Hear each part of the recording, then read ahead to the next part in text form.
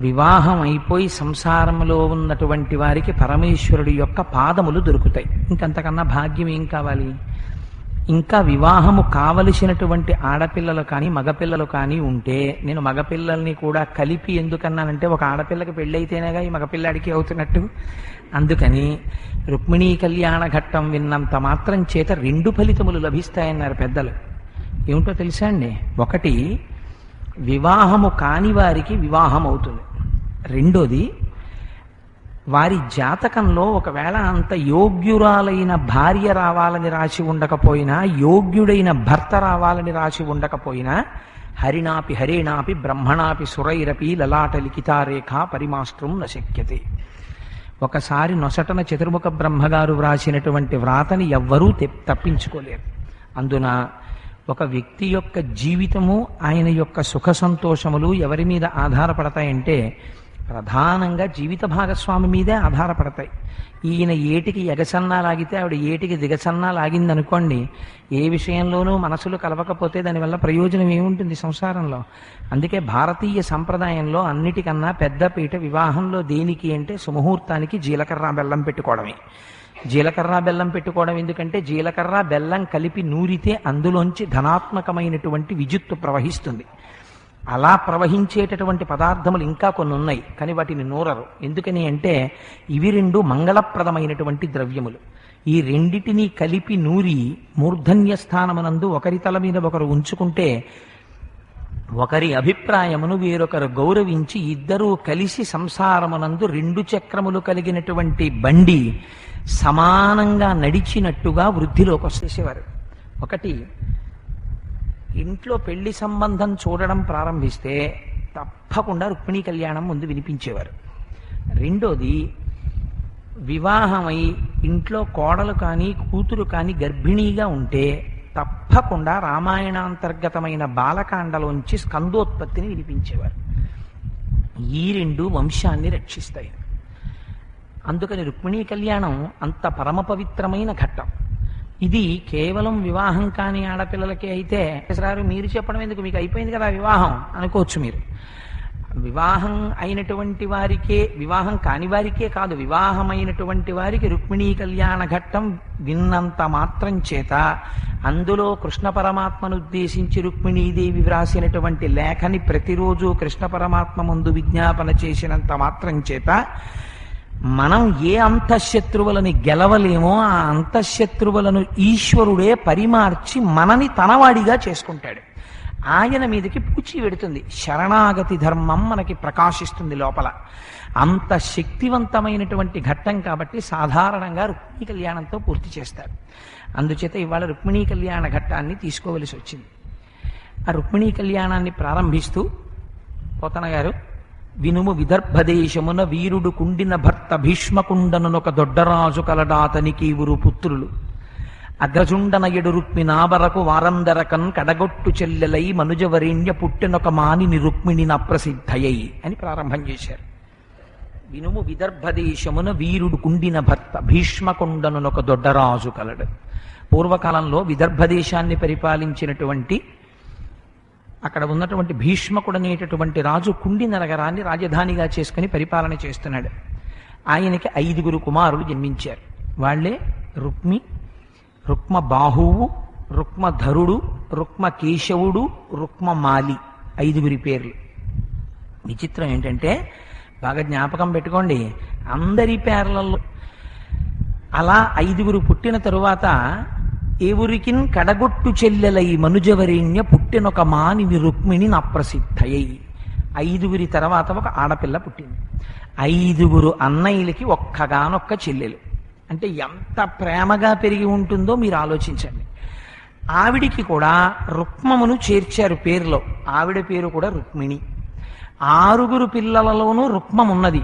అంటే ఏదో రహస్యం ఉన్నది. ఏదిలా ఉట్టినే ఏదో సరదాకి అంచానుప్రాస వస్తుందని పేర్లు పెట్టరు. ఋషులో అలా పెట్టరు. నాకు చిన్నతనంలో స్నేహితుడు ఉండేవాడు. వాళ్ళ ఇంట్లో అన్నదమ్ముల పేర్లు అందరూ అప్పాజీ, నేతాజీ, బాలాజీ, దాదాజీ, శివాజీ అని ఉండేవి. 5 అన్నదమ్ముల పేరు. అదో సరదాకి పెట్టుకున్నారు వాళ్ళ నాన్నగారు. అంతేగాని అప్పాజీ, దాదాజీ, బాలాజీ, నేతాజీ, శివాజీకి ఎందుకు పెట్టుకున్నారంటే దాని వెనకాతలు ఏం మర్మం లేదు. అతను గారు వ్యాసుల వారు అలా పెట్టరు. అలా పెడితే దాని వెనకాతలు ఏదో మర్మం. అందుకని కడగొట్టు చెల్లెలై మనుజవరేణ్య పుట్టినొక మానిని రుక్మిణి నా ప్రసిద్ధయ్యి.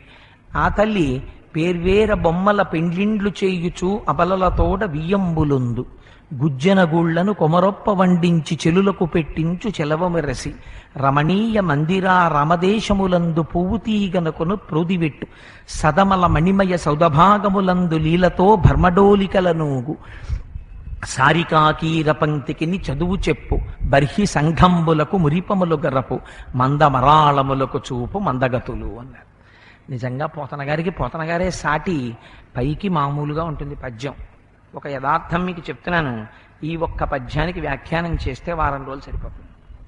అలా పోతనగారు అక్కడక్కడ శ్రీ విద్యా సంప్రదాయంలో తనకున్నటువంటి రహస్యాల్ని బయటపెట్టారు. ఆయనకి తెలియనివేం లేవు పోతనగారికి. అందులో పేర్వేర బొమ్మల పెండ్లిండ్లు చేయుచు అబలలతోడ వియ్యంబులుందు. రుక్మిణీదేవి చిన్నప్పటి నుంచి తాటాకు బొమ్మలు చేసుకుని బొమ్మల పెళ్లిళ్ళు ఆడేది. మా చిన్నతనం వరకు కూడా ఉండేవి. ఇప్పుడు బహుశా నాకెక్కడా నేను చూడలేదు. బొమ్మల పెళ్లిళ్ళు ఆడుకుంటున్న ఆడపిల్లల్ని నేను ఎక్కడా చూడలేదు. తాటాకు బొమ్మలు చేసుకుని ఆ దర్జీ వాళ్ళు కత్తిరించి విడిచిపెట్టేసినటువంటి బట్టలు వాళ్ళని అడిగి తెచ్చుకునేవారు. తెచ్చుకుని వాటికి చీరలు కట్టి పంచెలు కట్టి మీ అబ్బాయికి మా అమ్మాయిని ఇస్తామని, వియ్యం ఉంది ఏదో మేము ఇవి పట్టుకెళ్ళి వాళ్ళకి ఇస్తున్నామని, వాళ్ళు మా ఇంటికి వచ్చారని ఏదో ఇంట్లోంచి కొంచెం శనగపప్పు కాస్త కందిపప్పు ఇలాంటివి తెచ్చేసుకుని ఓ బెల్లం ముక్క మా ఇంటికి వియ్యాల వారు వచ్చారండి, వాళ్ళ అబ్బాయిని మా అమ్మాయికి చేసుకున్నాం కదా అందుచేత, లేదా మా అమ్మాయిని వాళ్ళ అబ్బాయికి చేసుకున్నారు కదా అందుచేత మరి వియ్యాల వారు వచ్చినప్పుడు కొంచెం గౌరవంగా ఉండాలి కదా, వాళ్ళకి మేము విందు భోజనం పెడుతున్నాం అని చెప్పి ఏదో చిన్న చిన్న పళ్ళాలు పెట్టి అందులో భోజనాలు పెట్టి వాళ్ళందరూ భోజనాలు చేశారు. వాళ్ళకి ఎవరికో మధ్యలో ఒడియం లేదని కోపం వచ్చింది. ఎందుచేత ఇవన్నీ భావి జీవితంలో రాబోయేటటువంటి సంఘటనలని ఎదుర్కోగలిగినటువంటి సమర్థతని, ఇల్లు చక్క పెట్టుకోగలిగినటువంటి నైపుణ్యాన్ని స్త్రీలకి ఆటల రూపంలో గరపేవారు పెద్దలు. అందుచేతనే పేర్వేర బొమ్మల పెండ్లిండ్లు చేయుచు అబలలతోట వియ్యంబులుందు కాదు. అసలు రహస్యం వేరు. శ్రీరంగ హర్మ్య తలమంగళ దీపరేఖాం శ్రీరంగరాజ మహిషీం శ్రియమాశ్రయామహ. ఆ పేరుతో పిలిచినా, గౌరీదేవి అని పేరుతో పిలిచినా తత్వరీత్యా ఒక్కటే. కైలాసే పార్వతీత్వంచ క్షీరోదే సింధుకన్యకా స్వర్గే చ స్వర్గలక్ష్మిస్త్వం మర్త్యలక్ష్మిశ్చ భూతలే వైకుంఠే చ మహాలక్ష్మిర్దేవదేవి సరస్వతి గంగా చ తులసీత్వంచ సావిత్రి బ్రహ్మలోకగా కృష్ణ ప్రాణాధిదేవీత్వం గోలోకే రాధికా స్వయం రాసే రాసేశ్వరీత్వంచ బృందా బృందావనే. ఆ తల్లే ఏ లోకంలో ఉంటే ఆ పేరు పొందుతుంది. తత్వరీత్యా మాత్రం ఆవిడే ఉంటుంది. మీకు ఒక్క విషయం చెప్పనా, లక్ష్మీదేవి ఎక్కడుందో మనం దర్శనం చెయ్యగలిగినటువంటి కన్ను ఉంటే ఇక్కడే ఇప్పుడే ఈ సభలోనే లక్ష్మీదేవి 1000 ముఖాలతో కూర్చుంది. ఇవన్నీ అవే. ఎందుకని? గృహలక్ష్మి గృహే గృహే. ప్రతి ఇంటిలో ఉన్నటువంటి గృహిణి కూడా లక్ష్మీ స్వరూపయే. అమ్మవారే చెప్పింది గృహలక్ష్మి గృహే గృహే అయినప్పుడు అమ్మవారు తత్వరీత్యా అన్ని చోట్ల ఉంటుంది. ఎక్కడ ఉంటే అక్కడ పేరు మారుతుందంతే. పేరు పట్టుకుని కోటేశ్వరరావు గారి పెళ్ళాన్ని చూపించి ఈవిడే కోటేశ్వరరావు గారి పెళ్ళమన్నట్టు భగవంతుడికి కూడా అలా ఏముండదు. అదో వెర్రెంతే అలా అనుకుంటే. అలా ఏముండదు. తత్వరీత్యా మామూలుగా పైకి చెప్పినప్పుడు లక్ష్మిని శ్రీ మహావిష్ణువుకి భార్య. ఎందుకంటే ఆయన స్థితికారుడిగా ఉంటుంటాడు కాబట్టి నిర్వహించేవాడికి పవర్ ఉండాలి. అధికారంలో కూర్చున్నవాడికి అధికారం తీసి అధికారంలో కూర్చోబెడితే ఆయన ఎలా అధికారం చేస్తాడు? అధికారం అంతర్లీనంగా ఆయనతో పాటే ఉంటుంది.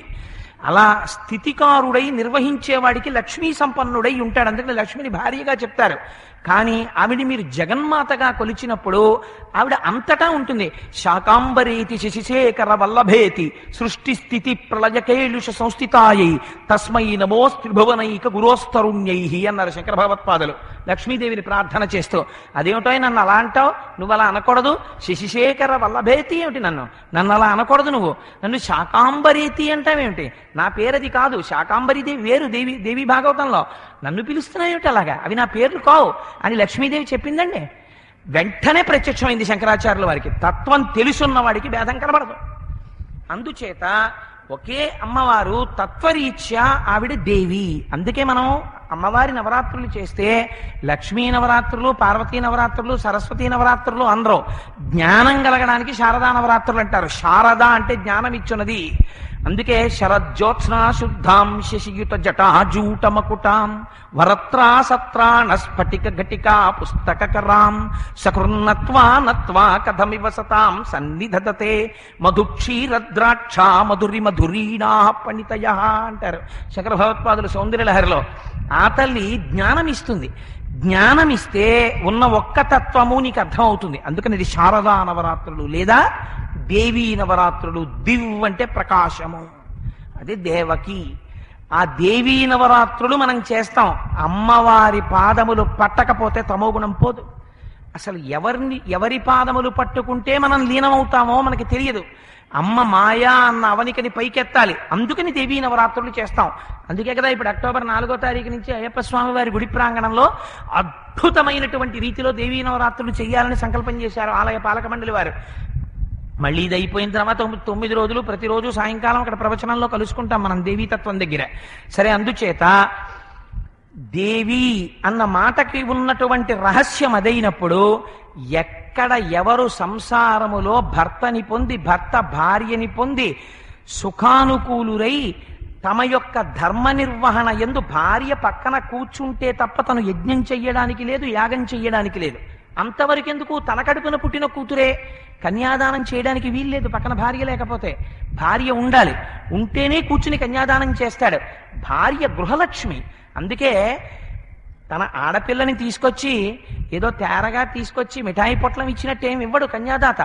ఆడపిల్లని ఇచ్చే ముందు అల్లుడిలో నారాయణ స్వరూపాన్ని చూసి ఈవిడ పద్మాననే పద్మభూరు పద్మాక్షి పద్మసంభవే అని బుట్టలో కూర్చోపెట్టి తీసుకొస్తారు. పద్మములో కూర్చున్న లక్ష్మిని తీసుకొస్తున్నాం.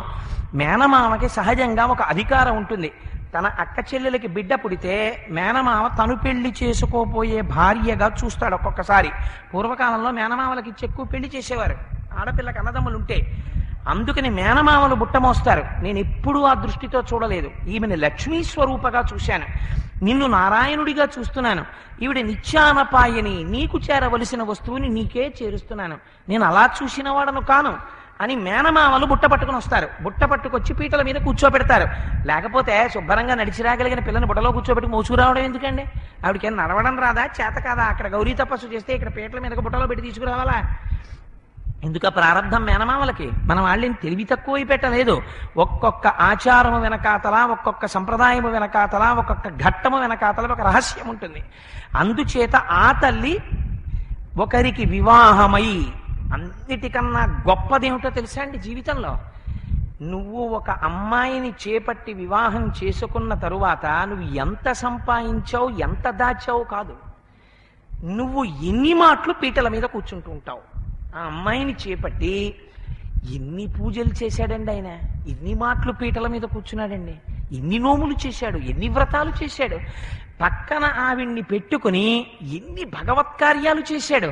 వాళ్ళిద్దరూ భగవత్ సేవలో తరించిపోయారు అని ఒక వివాహం జరుగుతోందనుకోండి, ఆ వంశంలో వాళ్ళు చెప్పుకుంటారు, ఒరే మీరు బ్రతికితే ఎలా బతకాలో తెలుసా? ఫలానా వాళ్ళల్లా బతకాలి. చూసావా వాళ్ళిద్దరు ఎలా బతుకుతున్నారో? ఆడపిల్లనిచ్చినటువంటి మామగారు ఎందుకు ఇస్తాడంటే, ఆమెని చేపట్టినటువంటి పురుషుడు తాను భగవన్ మార్గంలో నడిచి భార్యని కూడా నడిపించాలి. భర్త చేసిన పుణ్యంలో 50% భార్య ఖాతాలో పడిపోతుంది. ఆయన ఏమీ చేయకుండా ఆయన పాడైపోయి ఆవిడ్ని పాడు చేశాడు అనుకోండి. అస్తమానం వంట చేయి, అది చేయి, సినిమా కడదామా, షికారు కడదామా అంటే ఆయన పాడు ఈవిడ పాడు. ఆయన భగవన్ మార్గంలోకి వెడితే ఆవిడికి 50 మార్కులు పడతాయి. ఉత్తర జన్మల్లో ఇద్దరు ఉద్ధరింపబడతారు. అందుకని కావలసింది ఈ కటాక్షం కావాలి. ఇది ఇవ్వడం అమ్మవారి అనుగ్రహం. ఇది వేర్వేర బొమ్మల పెండ్లిండ్లు చేయుచు అబలల తోడవియ్యంబులొందు గుజ్జన గూళ్లను కొమరొప్ప వండించి చెలులకు పెట్టించు చెలువ మెరసి. బియ్యపిండితో తయారు చేసేటటువంటి పదార్థములు సాధారణంగా ఎవరికీ కూడా జీర్ణశక్తి హాని చేయవు. జంతికిలా అండి నాకు పడవు, శనగపిండి కడుపు కంటాడు ఒకడు. అనగానే ఆవిడ అంటుంది, కాదండి మీకు పడదనే బియ్యపిండితో చేశానండి, శనగపిండి కొద్దిగా వేశాం, మీరు తీసుకోండి ఏమవదు కడుపు కంటుంది. వెంటనే ఆయన 4 ముక్కలు తీసుకుని నోట్లో వేసుకుంటాడు. ఆవిడ కూడా అమ్మవారు బియ్యపిండితో చేసినటువంటి పదార్థములను అందరికీ పెట్టేదిట. అసలు రహస్యం ఏమిటో తెలుసా అండి? వెంకటేశ్వర స్వామి వారి పక్కన ఇద్దరు భార్యలు ఉంటారు, శ్రీదేవి భూదేవి అని. పరమశివుడికి ఇద్దరు భార్యలు. అసలు నిజంగా పరమశివుడికి ఇద్దరు భార్యలని ఎవరు చెప్పలేరు శాస్త్రంలో. ఎందుచేతంటే గంగని భరించాడు అంతే ఆయన. శ్రీమన్నారాయణుడికి ఇద్దరు భార్యలు శ్రీదేవి భూదేవి. అందుకని వీళ్ళిద్దరికీ ఇద్దరు పెళ్ళాలు. అందుకని సినిమాలో ఇద్దరు పెళ్ళాలని ఒళ్ళు కొవ్వెక్కి చేసుకున్న వాడందరికీ శ్రీనివాస కళ్యాణం ఉదాహరణ వాడికి. అందుకని ఇద్దరు పెళ్ళాలని పెట్టుకుని ఒళ్ళు కొవ్వెక్కి కామం తీరక ఇద్దరు ఆడవాళ్ళని చేసుకున్నవాడు కాడు శ్రీనివాసుడంటే. దానిలో తత్వం నువ్వు తెలియ. ప్రపంచంలో నువ్వు అనుభవించవలసినటువంటి ఏ భోగమైనా భూమిలోంచే రావాలి. నువ్వో కారు కావాలి, కారు తయారు చెయ్యడానికి కావలసినటువంటి ఇనుప ఖనిజం భూమిలోంచి వస్తుంది. కారు నడవడానికి కావలసిన పెట్రోలు భూమిలోంచి వస్తుంది. నువ్వు తిని బతకడానికి కావలసినటువంటి పంట భూమిలోంచి వస్తుంది. ఈ భూమి నువ్వు సృష్టించలేదు. నువ్వు ఎంత ప్రయత్నం చేసినా ఒక అంగుళం దీన్ని పెంచలేవు, ఒక అంగుళం దీన్ని తగ్గించలేవు. నేను అందుకే తరచు చెప్తుంటాను ఒక మాట. ఒక శిష్యుడు రామకృష్ణ పరమహంసని అడిగాడు, అయ్యా భగవంతుడు ఎప్పుడైనా నవ్వుతాడా అని అడిగాడు. అడిగితే ఆయన అన్నాడు, నవ్వకపోవడం ఏమిటి, నేను ఇప్పుడే చూశాను. ఓ పక్క పక్క పక్క పక్క నవ్వుతున్నాడు ఆయన అన్నాడు. ఎందుకంటే అలా నవ్వడం పక్క పక్క పక్క పక్క. ఇంతకు ముందు ఎంతో మంది ఇలాగే టేపులు పెట్టి భూమిని కొలుచుకుని దస్తావేజులు రాసుకున్న వాళ్ళు వెళ్ళిపోయారు. మళ్ళీ వీడు బయలుదేరాడు టేప్ పట్టుకుని ఇవాళ కొలుచుకుంటున్నాడు. కొలుచుకున్న వాళ్ళెందరో కారే రాజులు రాజ్యములు గెలువరే గర్వోన్నతింపు అందరే వారేరీ సిరి మూట కట్టుకొని పోవంజాలిరే భూమిపై పేరైనన్ కలదే శిబి ప్రముఖులున్ ప్రీతిన్ యశక్కాములై ఈరే కోర్కెలు వరలంతలపరే ఇక్కాలమున్ భార్గవ. ఈ భూమి ఆయింది, నువ్వు అంగుళం పెంచలేవు, అంగుళం తగ్గించలేవు. నీకేమైనా చేతనైతే అర్థం లేని జ్ఞానంతో దాన్ని నాశనం చేయగలవేమో. అందుకని భూమి ఆయన సొత్తు, భూమి నుంచి వస్తున్న ఐశ్వర్యము ఆయన సొత్తు. దివ్యకంఠ గణపతి ముని ఉమాదేవిని నువ్వు ఎక్కడ దర్శనం చేశావు అన్నారు. నిన్న పెట్టిన వడ్ల గింజలోంచి ఇవాళ పైకొచ్చినటువంటి అంకురంలో నాకు పార్వతీదేవి దర్శనమైంది అన్నాడు ఆయన. ఎంత గొప్ప మాట చూడండి. మనమైతే శివాలయానికి వెడతాం. ఆయన అన్నాడు, నాకు ఎక్కడ కనిపించిందో తెలుసా అమ్మ, శర్వాణి అని పేరు. శర్వాణి అంటే శర్వుని భార్య, పోషిస్తుంది ఆవిడ. పోషకత్వం చేత శర్వాణి లక్ష్మీతత్వం, పరమశివుడి భార్యగా చెప్తారు అక్కడ. తత్వం తెలిస్తే అసలు ఈ గొడవలు ఉండవు. అందుకని ఇప్పుడు ఏమైంది, భూమిలోంచి వచ్చి నీకు భోగమునిస్తున్నటువంటి సమస్త ఐశ్వర్యము వాడిదే, భూమి వాడిదే. ఇది శ్రీదేవి భూదేవి అంటే. అంతేకాని నువ్వు ఆయనకిద్దరు పెళ్ళాలున్నారని చెప్పి చెప్తే ఎలాగా? ఇద్దరు పెళ్ళాలున్నారు కాదు, తత్వాన్ని చెప్తున్నాడు ఆయన. నీదన్నది ఏదీ లేదు, ఇదంతా నాది. మరి ఎందుకు ఇచ్చావు? నువ్వు నన్ను ఆర్తితో పిలిచావు కనుక నువ్వు సుఖంగా సంతోషంగా ఉండడానికి నాదైనటువంటి ఐశ్వర్యములో కొంత నీకిచ్చి నువ్వు ఆ ఐశ్వర్యముతో ఆనందిస్తే నీ ఆనందమును చూసి నేను ఆనందిస్తాను తండ్రిని కనుక. తండ్రి వృద్ధుడైపోతాడు, ఏసీ పడదు తండ్రికి. ఏసీలో పడుకుంటే ఎలర్జీ వస్తుంటుంది. తండ్రి అంటాడు, ఒరే నాన్న నువ్వు కోడలు ఏసీలో పడుకోండిరా, మా మాస్టర్ బెడ్రూమ్లో, నేను పడుకుంటానురా ఇందులో అంటాడు. ఒరే నేను డ్రైవ్ చేయలేకపోతున్నాను రా, పెద్దవాడిని అయిపోయాను, మీరు పట్టుకెళ్ళండి రా కారు, ఎప్పుడైనా నేను ఎక్కడికైనా ఏ ఉపన్యాసానికన్నా పెడితే నువ్వే తీసుకెడుతూ కానీ కారులో అంటాడు. ఇప్పుడు ఏమైంది, తను మేడ మీద బాల్కనీలో నించుంటాడు. కొడుకు కోడలు కారెక్కి సంతోషంగా వెళ్ళిపోతుంటే తాను ఆనందిస్తాడు. దశరథ మహారాజు గారి గురించి చెప్తారు బాలకాండలో. తాను అంతఃపురంలో నిలబడి రామచంద్రమూర్తి వస్తూ ఉంటే ఆ నొక్కుల జుత్తు అయిన గుర్రం మీద వస్తుంటే చూసి అనుకునేవాట, నేను యవ్వనంలో ఉన్నప్పుడు అద్దం ముందు నించుంటే నా ప్రతిబింబం అలాగే ఉండేది, ఎంత బాగున్నాడో రాముడు నాలాగే అని మురిసిపోయేవట. కొడుకు కోడలు కారెక్కి వెళ్ళిపోతుంటే తండ్రి సంతోషపడిపోతాడు. తాను అనుభవించాలా అక్కర్లా, కొడుకు సంతోషిస్తే తాను సంతోషిస్తాడు. అలా మనం సంతోషిస్తే ఈశ్వరుడు సంతోషిస్తాడు. ఎందుకని? ఆయన తండ్రి కనుక. ఇది శ్రీదేవి భూదేవి సహిత ఉభయనాంచారులతో ఉన్నటువంటి నారాయణ తత్వం. దాన్ని వేరొక రకంగా మనం చెప్పకూడదు, దాన్ని తప్పదు అలా అర్థం చేసుకోవడం. ఇద్దరు భార్యలతో ఉన్నాడన్నాం. అందుచేత గుజ్జనగూళ్లను కొమరొప్ప వండించి చెలులకు పెట్టించు చెలువ మెర్రసి. ఎవరు పోషిస్తున్నారు? అమ్మ పోషిస్తోంది మన అని. రమణీయ మందిర రామదేశములందు పువ్వు తీగలకను ప్రోదివెట్టు. అమ్మవారి యొక్క లాలిత్యమును చెప్తున్నారు. ఆ తల్లి ఆ రమణీయమైనటువంటి తన అంతఃపురంలో చాలా పరమకోమలముగా ఉండేటటువంటి పూతీవిలని పెంచుతూ ఉండేదిట. బర్హి సంఘంబులకు మురిపములుగా రపు మందమరాళములకు చూపు మందగతులు. హంసలు నడకలు నేర్చుకునేవిట. అమ్మవారు నడుస్తుంటే అమ్మవారి నడక చూసి హంసలు నడకలు నేర్చుకునేవి. వాల్మీకి రామాయణంలో లేదు, కానీ ఒక చోట ఒక గమ్మత్తైన విషయం చెప్తారు. సీతమ్మ తల్లి అరణ్యవాసానికి వెళ్ళిన తరువాత హంసలన్నీ నడవడం మానేసి అరణ్యంలో ఓ మూలకెళ్ళి పడుకున్నాయిట. పడుకుంటే ఒక ఆయన వెళ్ళి అడిగేట, అవసరం ఉన్నా లేకపోయినా మాలా నడిచేవాళ్ళు లేరని మీ అందరూ నడుస్తుండేవారు కదా, ఏమిటి ఇవాళ నడవడం మానేసి మీ అందరూ అలా పడుకున్నారే అని అడిగారట. అడిగితే హంసలు అన్నాయిట, నిన్నటి వరకు మేము అలాగే అనుకున్నాం, ఇవాళ అరణ్యంలోకి కొత్తగా ఒక స్త్రీ వచ్చింది, ఆవిడ నడుస్తుంటే ఆవిడ నడకలు చూసి ఆవిడ నడకల ముందు మా నడకల అందమే ఉందని నడవడం మానేసి పడుకున్నామన్నాయి. సీతమ్మ తల్లి వచ్చింది అరణ్యంలోకి. ఆ తల్లి ఎవరు? అమ్మవారే. ఆవిడ మందమరాళములకు చూపు మందగతులు, పరమహంసలకి మార్గాన్ని నేర్పుతుంది. పరమహంసలంటే ఎవరో తెలుసా అండి? అందుకే మనం పురుష సూక్తం ప్రారంభం చేస్తే సకారంతో మొదలు పెడతాం, శ్రీ సూక్తం మొదలు పెడితే హకారంతో మొదలు పెడతాం. సహస్రశీర్షా పురుష అని మొదలవుతుంది పురుష సూక్తం. హిరణ్యవర్ణాం హరిణీం అని శ్రీ సూక్తం. సహ హస హంస, లోపలికి ఊపిరి తీసి ఊపిరిని మెల్లగా విడిచిపెట్టాలి. మరాళి మందగమన మహాలావణ్యసేవది అని లలితా సహస్రంలో అమ్మవారికి పేరు. ఊపిరిలు తొందరగా తీసి తొందరగా విడిచిపెడితే ఆయుర్దాయం అయిపోతుంది. అందుకే క్రోధ క్రోధ కృత్కర్త విశ్వబాహుర్మహీధర, తన కోపమే తన శత్రువు. నీ కోపం వచ్చి నువ్వు ఎక్కువ అరుస్తుంటే, ఎక్కువ ఆయాసపడిపోతుంటే నీ ఆయుర్దాయం అయిపోతుంటుంది. అందుచేత మరాళి మందగమన, ఊపిరి తీసి ఊపిరి వదిలిపెట్టేటప్పుడు ఆ ప్రాణవాయువుని కుంభకం చేసి లోపల మనస్సు సంకల్ప వికల్ప సంఘాతమైనటువంటి మనస్సుని నిలబెట్టి అమ్మవారి యొక్క పాదముల నడకని లోపల దర్శనం చేసి దానితో పాటు నడిచేటటువంటి సమర్థత కలిగినటువంటి పరమహంసలై ఈ భూమి మీద జీవిస్తున్న వాళ్ళెవరున్నారో అటువంటి వారి నడక తీర్చిదిద్దగలిగిన స్వరూపమున్న అమ్మ. అందుకని ఆవిడ మందమరాళములకు చూపు మందగతులు. ఆ తల్లి ఉయ్యాలలు ఊగుతుంటుంది అమ్మవారికి. అందుకే సేవలలో చాలా ప్రీతిపాత్రమైన సేవ ఏమిటో తెలుసా అండి? తాంబూలం. అమ్మవారికి తాంబూల సంసేవనం అంటే చాలా ఇష్టం. శంకరాచార్యులు వారైతే ఏకంగా సౌందర్యలహరిలో అమ్మవారి తాంబూలం మీద అద్భుతమైన శ్లోకమే చెప్పారు. దేవీ నవరాత్రులు వస్తున్నాయి కదా, ఓ రోజు చెప్పుకుందాం ఆ శ్లోకాన్ని.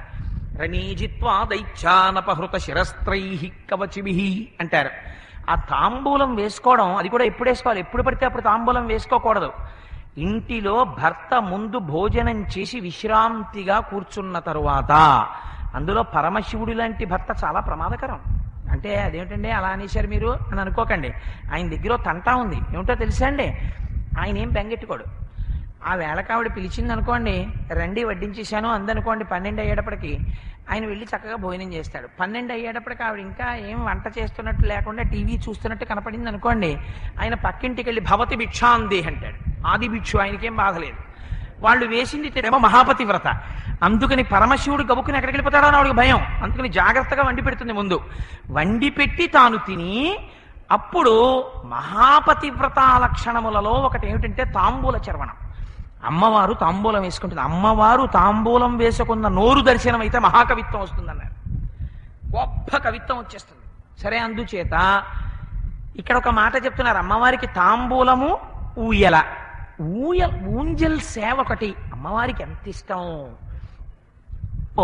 ఇంట్లో ఉండగా నాకు అనిపించింది, అమ్మవారు అయ్యవారు అమ్మవారు కలిసి ఉయ్యాలలు నేను నా భార్య కలిసి వైదికంగా మంత్రాలతో ఊంజల్ సేవ జరుగుతూ ఉండగా మేమిద్దరం కలిసి ఉయ్యాలలు ఊపితే ఎంత బాగుండో అనిపించింది. రోజు నేను ఆ సంకల్పం చేశానో ఖచ్చితంగా వచ్చే వారం నేను అనుకోకుండా తిరుపతిలో పద్మావతీదేవి దేవాలయంలో ఉన్నాను. నేను దర్శనం చేసుకుని బయటికి వచ్చేస్తుంటే ఎవరో ఒక ఆయన పిలిచి అన్నాడు, అయ్యా ఊంజల్ సేవ టికెట్ ఉంది తీసుకుంటారా అని. పురుషార్థం కొనుక్కోవాలి కదా, అందుకని ఎంతండి అన్నాను. ఇంత అన్నాడు. అనుకోకుండా నా జేబులో డబ్బులు ఉన్నాయి, ఆ టికెట్ కొనుక్కోండి. అమ్మవారితో పాటు ఆలయం చుట్టూ ప్రదక్షిణం చేసి వచ్చి అమ్మవారు ఉయ్యాలలో కూర్చుంటే వైదిక నిష్ఠాగరిష్ఠులైనటువంటి బ్రాహ్మణులు పక్కన నిలబడి మంత్రాలు చదువుతుంటే, డోలు సన్నాయి మేళం జరుగుతుంటే, ఇవాళ ఎవ్వరూ ఈ టికెట్ మీద లేరండి, మీ దంపతులు ఇద్దరే ఉన్నారు, కంగారు పడక్కర్లేదు, మీ ఇద్దరు ఆరాంసే ఊపండి అన్నారు. నేను ఇలా ఉయ్యాల మీద చెయ్యేశాను, ఏమి స్ఫురణకు వచ్చిందో తెలుసా అండి? ఒక్కసారి గుర్తు తెచ్చుకో. కిందటి వారం ఇదే సమయానికి నువ్వేమడిగావు? తీర్చానా లేదా? ఇది అమ్మవారి ఊంజల్ అంటే. అయితే అమ్మవారు అయ్యవారితో కలిసి పిల్లలందరి ముందు ఉయ్యాలా ఊగితే అన్నమాచార్యుల వారు ఒక మాట అన్నారు, నీకు మొహమాటంగా లేదా ఇలా చేయడానికి?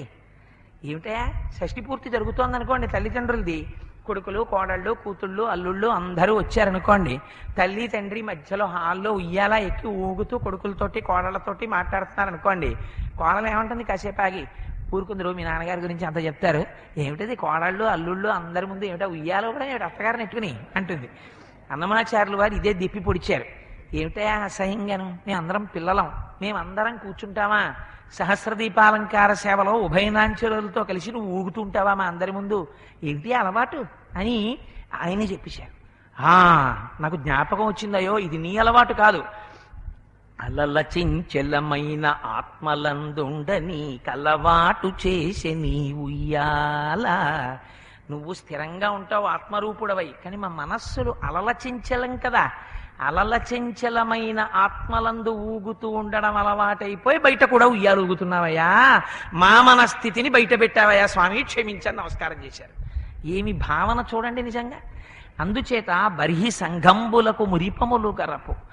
ఆవిడ చిలుకలకి పాఠాలు నేర్పారు. సరే, ఇంకా ఈ పద్యంతో సరిపోయేటట్టుంది. అందుకని బర్హి సంఘంబులకు మురిపములు గరపు మందమరాళములకు చూపు మందగతులు. బాలికలందరూ కృష్ణునకు బాలిక నిత్తుమటంచు సేముషీ సింధువులై విచారముల్ చేయగా రుక్మి మత్తంధుడై మత్త పుష్పంధియవేణి నిత్తు శిశుపాలున కంచుతలంచె అంధుడై. మహానుభావుడు వ్యాఖ్య చేశారు విశ్వనాథ సత్యనారాయణ గారు కొన్ని పద్యాల మీద. అందులో ఆయన భాగవతంలో పొంగిపోయిన పద్యాలు ఏమిటో తెలుసా అండి?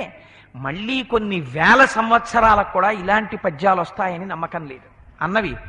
గొడుగో జన్నిదమో కమండలమో అని ఆ వామనావతారంలో చెప్తారే ఆ పద్యం, ఇదిగో ఈ పద్యం. బంధువులందరూ కృష్ణునకు బాలిక నిత్తుమటంచు సేముషీ సింధువులై విచారముల్ చేయగా వారలను అడ్డుపెట్టి దుస్సంధుడు రుక్మి కృష్ణుడెడ చాలా విచారము చేసి మత్త పుష్పంధియ వేణి నిత్తు శిశుపాలున కంచుతలంచె అంధుడై.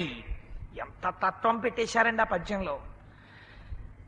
ఆ పద్యంలో అంటారు, ఆ రుక్మిణీదేవి